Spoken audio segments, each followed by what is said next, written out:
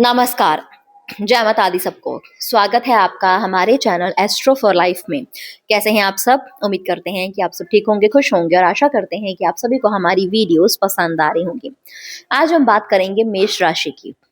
तो मेष राशि की हम बात करेंगे 25 जनवरी से लेकर 31 मई तक। यही टाइम के बारे में क्यों बात कर रहे हैं? क्योंकि यहाँ पर एक बड़ा ही बदलाव राहु आपके जीवन में लाने वाले हैं। क्यों? क्योंकि राहु शतभिषा नक्षत्र के तीसरे चरण में प्रवेश करेंगे 25 जनवरी से और 31 मई तक इसका बहुत बड़ा प्रभाव आपके जीवन में देखने को मिलेगा। अब वो क्या प्रभाव मिलेगा और कैसा कैसा प्रभाव मिलेगा आपके जीवन में, इसके बारे में हम बात करेंगे। अब राहु बैठे कौन से घर पर हैं? राहु बैठे हैं 11वें भाव में, जिसका मालिक है शनि। तो शनि के मालिक के घर पर ही राहु बैठे हैं, ठीक है। और यहाँ पर 31 मई तक आपको क्या क्या प्रभाव देने वाले हैं, इसकी हम बात करेंगे। देखिए, प्रभाव को जानने से पहले राहु को समझना बहुत जरूरी है, तभी आप जान पाओगे कि कैसा प्रभाव मिलेगा और कैसे हम राहु की नियत के अनुसार चल सकते हैं, ताकि हमें और भी ज्यादा इसका लाभ देखने को मिले। जो राहु है राहु को हम कहेंगे कि ये ना आज के समय का राजा है। राहु को कहेंगे कि राहु कलयुग का राजा है। अब कलयुग में लोग कैसे हैं? चतुर है, चालाक है, बुद्धिमान है और अपने बारे में ज्यादा सोचने वाले, स्वाभिमान भी हैं और अपने बारे में पहले सोचेंगे, फिर वो लोगों के बारे में सोचेंगे। तो राहु की ये नियत है और राहु आज के समय का ही इंसान हमें बनाता है। आज के समय में बहुत जरूरी है कि हम चतुर भी बने, आज के समय में बहुत जरूरी है कि हम चालाक भी बने, आज के समय में बहुत जरूरी है कि हमारी बुद्धि भी बहुत अच्छी हो, आज के समय में जरूरी है कि हमारे अंदर कॉन्फिडेंस भी गजब का हो, हिम्मत भी गजब की हो और हम पहले खुद के बारे में सोचे, फिर लोगों के बारे में सोचे। राहु हमें एक ऐसी जिद देता है कि हमें ये चीज करनी है तो हमें ये चीज करके ही रहनी है। जो भी व्यक्ति अरबपति, करोड़पति तक बना है, उसके अंदर आप एक जिद देखोगे कि मुझे ये चीज करनी ही करनी है, किसी भी हालत में इस मुकाम तक पहुंचना ही है। और ऐसी जिद सिर्फ आपको राहु ही दे सकता है और इस जिद के जरिए अगर हम पॉजिटिव वे से आगे बढ़े तो राहु बहुत कुछ देता है हमें। अब यहाँ पर अगर इसके दूसरे पहलू को देखा जाए तो राहु भ्रमित ग्रह भी है। राहु ऐसा ग्रह है जिसमें जो थोड़ा डरा भी देता है, राहु ऐसा ग्रह है जो कंफ्यूजन माइंड भी लाता है, राहु ऐसा ग्रह है जो कि भ्रमित भी कर देता है। तो इसकी नियत के अनुसार हमें चलना पड़ेगा। अब जहां पर इसकी नेगेटिव साइड्स है ना, वहां पर उन चीजों को हमें छोड़ना ही पड़ेगा।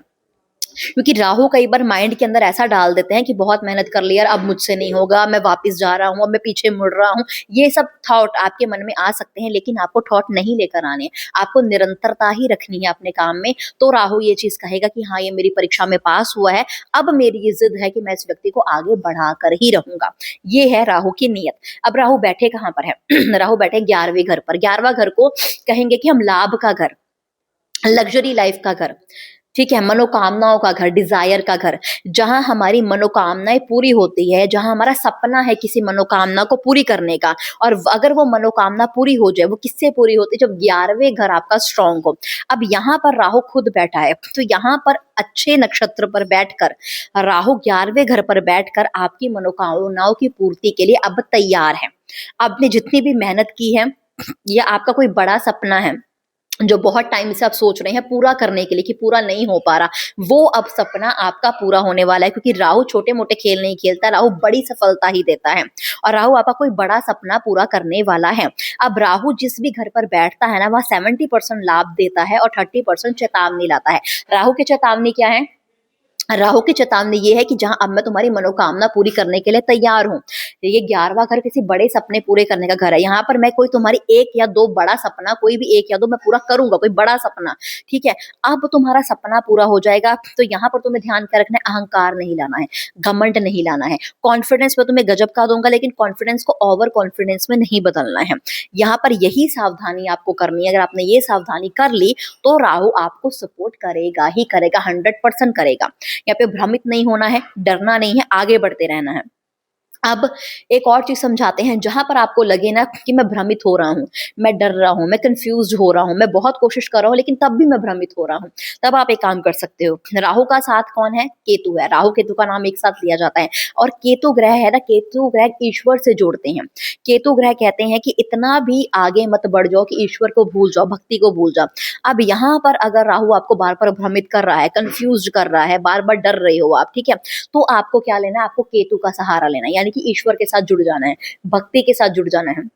जितनी भक्ति करोगे, जितना ईश्वर पर विश्वास रखोगे, तो राहु करेगा, राहु ये कहेगा कि हाँ, अब इसने मेरे साथी का भी काम कर दिया। ये मेरी परीक्षा में भी सफल हुआ है, इसने भक्ति का सहारा भी लिया है, अब मैं इसको आगे बढ़ाऊँगा ही बढ़ाऊँगा, जैसे नहीं तो तैसे इसको आगे बढ़ाकर रहूँगा। तो केतु का सहारा ऐसे लेना है कि आपको ईश्वर के साथ लगन कर लेनी है। केतु मतलब ईश्वर की भक्ति, तो भक्ति करनी है आपने ईश्वर की, ईश्वर को मानना है, बहुत ज़्यादा मानना है, दिल से मानना है और उनका साथ आपको प्राप्त हो जाएगा, तो आप आगे बढ़ोगे।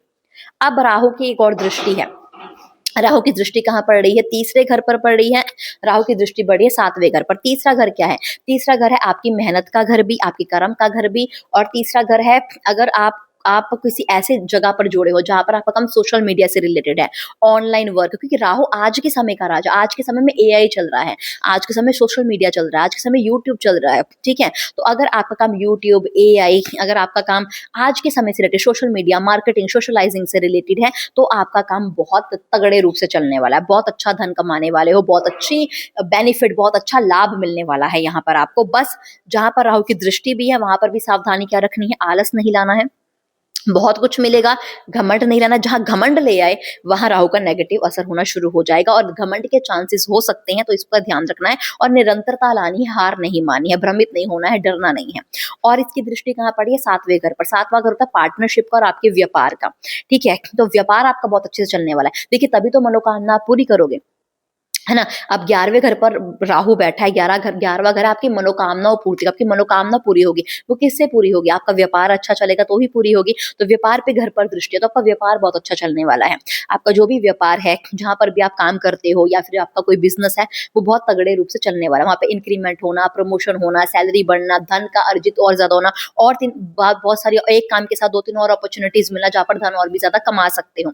आपका पार्टनरशिप को लेकर काम है, तो भी आपका काम बहुत अच्छा तगड़े रूप से चलने वाला है, कि 7th हाउस पार्टनरशिप का होता है और पार्टनरशिप मैरिज की भी होती है। और अगर आप शादीशुदा हैं तो आपका पार्टनर भी तरक्की कर सकता है और आप खुद भी धन अर्जित करने के लिए काफी अच्छी तरक्की कर सकते हो। राहु का सपोर्ट आपको बहुत अच्छा मिल सकता है। यहाँ पर भी एक ही बात रखनी है कि आपको अहंकार नहीं लाना है, आपको घमंड नहीं करना है और निरंतरता बनाए रखनी है, पीछे को नहीं मुड़ना है। जितना मर्जी भ्रमित हो, जितना मर्जी आपको डर लगे, जितना मर्जी आप कंफ्यूज हो, आपने वहां पर केतु का सहारा ले लेना है, ईश्वर के साथ भक्ति में जुड़ जाना है, लेकिन आपको आगे बढ़ते रहना है।